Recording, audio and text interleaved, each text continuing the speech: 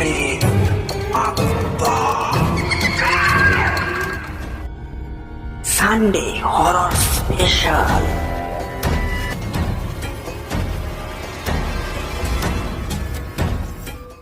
নমস্কার, সকলে কেমন আছেন? ক্ষমা করবেন, মাঝে অনেকটা সময় কেটে গেছে, কোনো ঘটনা আনতে পারিনি। তার কারণটা হলো আরজি কর নিয়ে ভিডিওটা করতে একটু লেট হয়ে গেছে। তো যারা যারা এখনও আরজি করের ভিডিওটা দেখেননি তারা আমার চ্যানেলে গিয়ে অবশ্যই দেখে আসবেন। আর আজকের যে ঘটনাটা আমি আপনাদের শোনাতে চলেছি সেটা আমারই একটা বন্ধুর সাথে ঘটে গেছে। তো ও যেমন করে আমাকে ঘটনাটা পাঠিয়েছে আমি চেষ্টা করব আপনাদের তেমনভাবেই শোনানোর। সঙ্গে রয়েছি আমি পুষ্কর, সাউন্ডস অ্যান্ড এডিটিংয়ে রয়েছেন সৌভিক।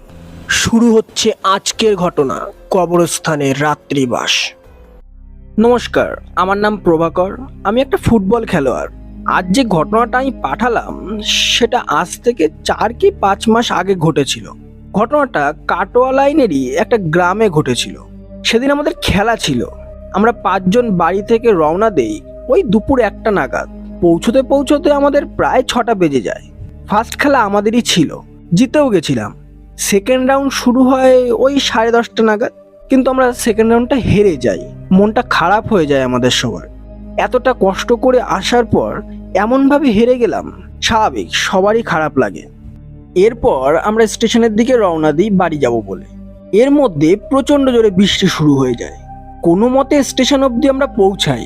স্টেশনটা বড্ড শুনশান ছিল, কোনো দোকানপাট দেখা যাচ্ছিল না। একখানা দূরে দোকান দেখে আমরা সেই দোকানটার কাছে যাই। গিয়ে দেখি একটা দাদু দোকানে বসে আছেন। আমরা 3টে সিগারেট নেই আর দাদুটাকে জিজ্ঞেস করি, আচ্ছা দাদু, এখানে ট্রেন কখন আছে গো?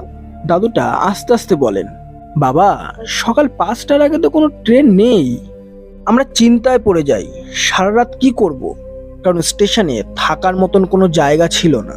তার মধ্যে যা বৃষ্টি, উপর দিয়ে ঠান্ডাও লাগছিল, কারণ আসার সময় আমরা সবাই ভিজে গেছিলাম। এর মধ্যে দাদু বলে উঠলেন, আচ্ছা বাবা, তোমরা যদি চাও তাহলে আমার বাড়ি থাকতে পারো, আমার বাড়ি এই সামনেই। আমরা প্রথমে একটু ইতস্তত বোধ করি, কিন্তু কোনো উপায় না থাকার কারণে আমরা সিদ্ধান্ত নিই যে যাব। নয়তো এই বৃষ্টির মধ্যে তার উপর এরকম বিদ্যুৎ চমকাচ্ছে, সারা রাতটা বাইরে কাটানোটা সত্যিই অসম্ভব। আমাদের মধ্যে একজন বন্ধু ছিল যে খুব ভয় পেত। ও প্রথমে বলে, ভাই যাস না, এত রাতে চিনি না জানি না, যাওয়াটা ঠিক হবে না। লোকটার তো কোনো খারাপ মতলবও থাকতে পারে। আমরা ওকে সান্ত্বনা দিয়ে বলি, আরে ভাই, একটা বয়স্ক মানুষ উনি, আর আমরা এতজন রয়েছি, আর লোকটাকে দেখেও মনে হচ্ছে না কোনো খারাপ মানুষ উনি। দাদুর পিছন পিছন আমরা যেতে থাকি। দাদুটা তখন বলেন তার নাকি একটা নাতি আছে, আমাদেরই বয়সী, সেও নাকি ফুটবল খেলে। আরও অনেক কথা বলতে বলতে যাই। দাদুটার বাড়িটা যেতে একটা বাঁশ বাগান পড়ে, চারিদিকটা ঘুটঘুটে অন্ধকার। স্টেশন থেকে মিনিট 5 লাগে দাদুটার বাড়ি পৌঁছতে। দাদু বাড়ির সামনে দাঁড়িয়ে বলেন, যাও বাবা, তোমরা কল থেকে হাত মুখটা ধুয়ে এসো। আমরা হাত পা ধুয়ে দাদুর ঘরে ঢুকি। দাদুর ঘরটা ছিল বেড়ার।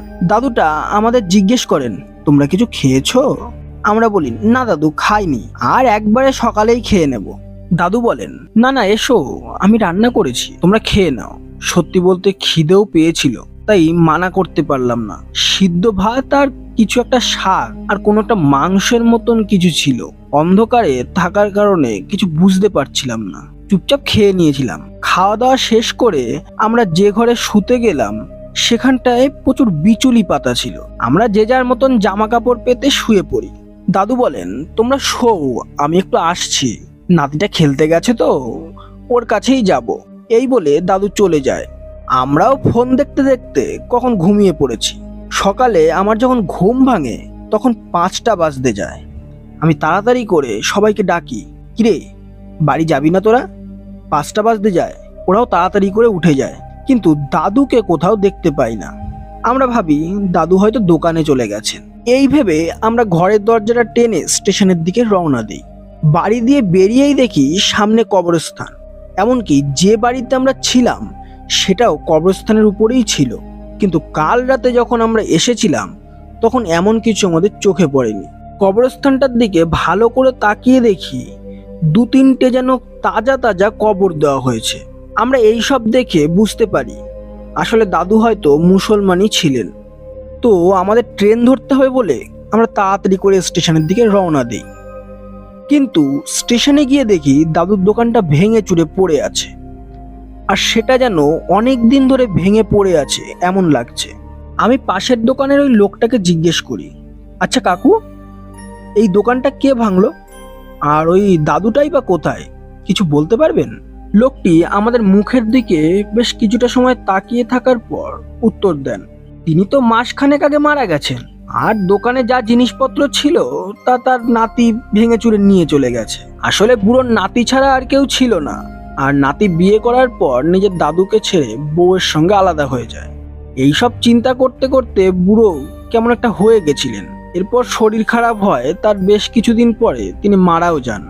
এইসব শুনে আমাদের এক বন্ধু যে খুব ভয় পেত, সে ওখানেই অজ্ঞান হয়ে যায়। তাড়াতাড়ি করে আমরা ওর চোখে মুখে জল দেই।